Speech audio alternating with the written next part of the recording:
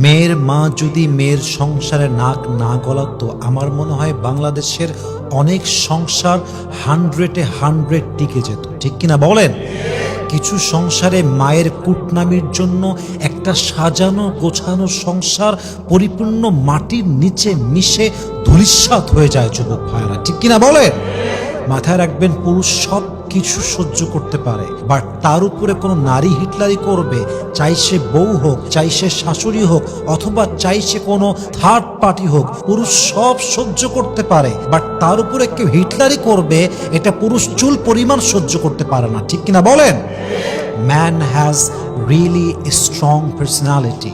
অতএব আমার মনে হয় প্রত্যেকটা মায়ের উচিত মেয়েকে কুপরামর্শ না দিয়ে ভালো পরামর্শ দেওয়া, মেয়েকে হিটলারি না শিখিয়ে বিনয়ী হতে শেখা।